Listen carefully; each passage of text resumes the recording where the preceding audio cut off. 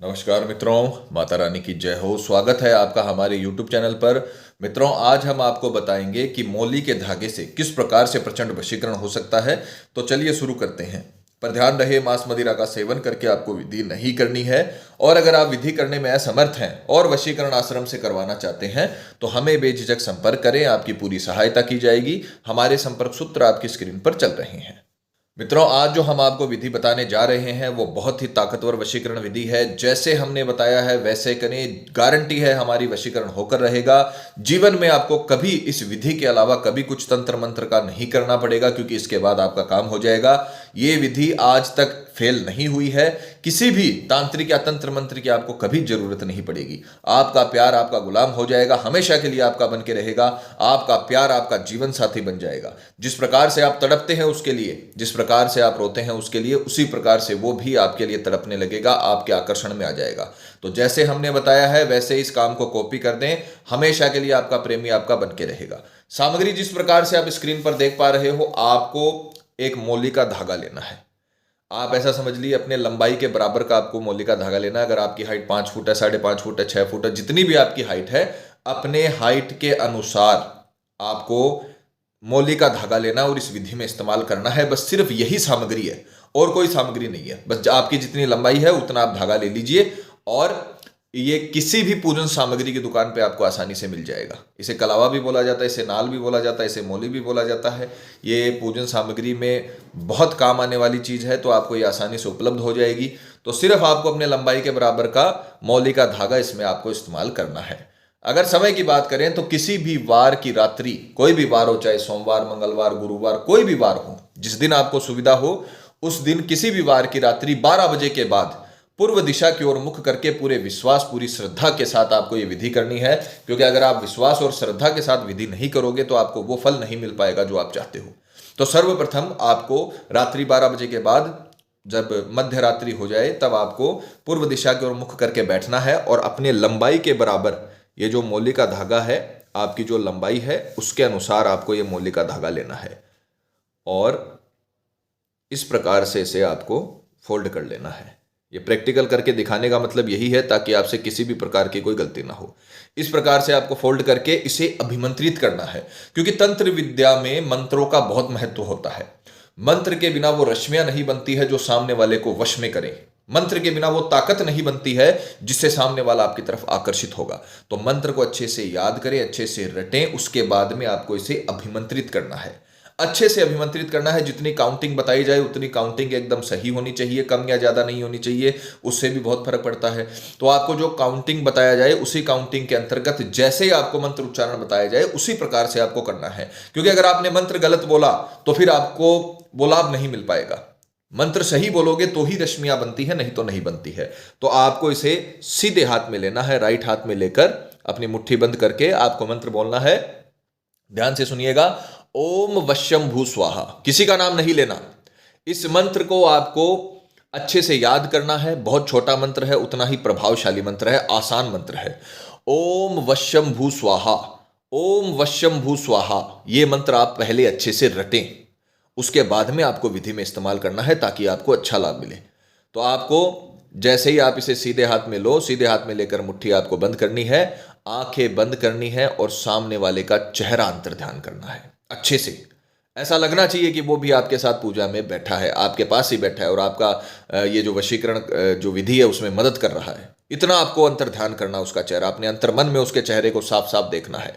5 minute का घड़ी या मोबाइल में अलार्म लगाना है। 5 मिनट तक आपको उसका चेहरा अंतर ध्यान करते हुए मंत्र बोलना है। ध्यान रखिए, दोबारा इसको ध्यान से सुनिए। पहले आपको अच्छे से उसका चेहरा अंतर ध्यान करना है। उसका चेहरा आपके अंतर मन में एकदम स्पष्ट आपको दिखाई देने लगे, तब आपको मंत्र बोलना चालू करना है। घड़ी या मोबाइल में 5 मिनट का पहले से अलार्म लगा लें और उसके बाद आंखें बंद होने के बाद आपको आपके प्रेमी के बारे में सोचना है और पूरी दुनिया को भूल जाना है। उसका जब चेहरा अंतर ध्यान हो जाए उसके बाद में आपको मंत्र का चेट शुरू करना है। मंत्र है ओम वश्यम भू स्वाहा, ओम वश्यम भू स्वाहा, ओम वश्यम भू स्वाहा। ये मंत्र आपको अगले 5 मिनट तक कंटिन्यू बोलते जाना है। इसके बीच में आपके मन में कोई विचार नहीं आना चाहिए। सिर्फ आपको अपने प्रेमी की जो प्रति है, जो उसका चेहरा है, उसको अपने अंतर ध्यान में देखना है और मंत्र बोलना है ओम वश्यम भू स्वाहा, ओम वश्यम भू स्वाहा, ओम वश्यम भू स्वाहा, ओम वश्यम भू स्वाहा। ये मंत्र आपको 5 मिनट तक कंप्लीट होने के बाद, जैसे ही 5 मिनट कंप्लीट हो जाए, अपने दाहिने हाथ की कलाई पर, चाहे महिला हो चाहे पुरुष हो, अपने दाहिने हाथ की कलाई पर आपको ये जो पूरा धागा है आपने लंबाई के बराबर का लिया है, इसे बांधकर सो जाना है। इसे अभिमंत्रित करने के बाद अपने शरीर से टच करके सो जाना है। तो उसका सबसे अच्छा तरीका है आप इसे दाहिने हाथ की कलाई पर बांध लीजिए और सो जाइए। रात्रि का काम आपका खत्म हो जाएगा। फिर सुबह उठकर स्नान आदि से निवृत्त होकर शुद्ध तन मन के साथ किसी भी मंदिर जहां पर मनोकामना बांधी जाती है, चाहे वो बजरंग बली का मंदिर हो, चाहे वो माता रानी का मंदिर हो, चाहे वो राधा कृष्ण का मंदिर हो, किसी भी भगवान का मंदिर हो, वहां पर जाकर आपको, जहां पर मनोकामना बांधी जाती है, मनोकामना नारियल बांधे जाते हैं। बजरंग बली के दरबार में, माता रानी के दरबार में मनोकामना नारियल भी बांधे जाते हैं। लोग नारियल बांधते हैं, लोग अपनी मनोकामना सूत्र बांधते हैं। तो आपको उसी मंदिर में जाना है। आपके शहर में आपको देखना है कहां पर वो मंदिर है जहां पर मनोकामना नारियल और मनोकामना बांधी जाती है, जहां पर जात उतरती है, जो शादी ब्याह के बाद में दुल्हन और दूल्हे जाते हैं, ऐसे मंदिर में आपको वहां पर जाकर और इस धागे को साथ में आपके ले जाना है। इसे अपने कलाई पर ही बंधे रहना है। हाथ मुंह धोकर, नहा धोकर आपको सीधा मंदिर में चले जाना है। वहां जाकर आपको ये अपनी कलाई से खोल लेना है। अपनी जो कलाई पर आपने बांधा है, इससे आपको खोल लेना है और वहां पर बांधते समय इसको अच्छे से इस प्रकार से छोटा कर लीजिएगा। और करने के बाद आपको इसे वहां पर ये बांधते हुए अपने प्रेमी का अच्छे से अंतर्ध्यान करना है और अपनी मनोकामना बोलते हुए, जो आप अपनी प्रेमी से चाहते हो, वो मनोकामना बोलते हुए वहां पर 9 गांठें लगा देनी है। 9 गांठें आपको लगानी है मनोकामना बांधते हुए। तो 9 गांठें लगाने के बाद आप आराम से वहां पर दर्शन करके सीधे अपने घर पे आ जाइए, बिना मुड़े, बिना किसी से बात किए। इतना अगर आपने कर लिया तो हम आपको गारंटी देते हैं कि उसी दिन आपको पूरी तरीके से सफलता मिल जाएगी। यह बहुत ताकतवर उपाय है। चाहे आपका प्रेमी दुनिया के किसी भी कोने में हो, आपको अपने घर में रात्रि में ये उपाय करना है और सुबह जाकर मनोकामना मंदिर में आपको इसे अपनी मनोकामना बोलते हुए 9 गांठें लगाते हुए इसे वहां पर बांध देना है और बिना मुड़े, बिना किसी से बात किए घर पर आ जाना है। इतना आपको काम करना है, बस इसके अलावा आपको कुछ नहीं करना।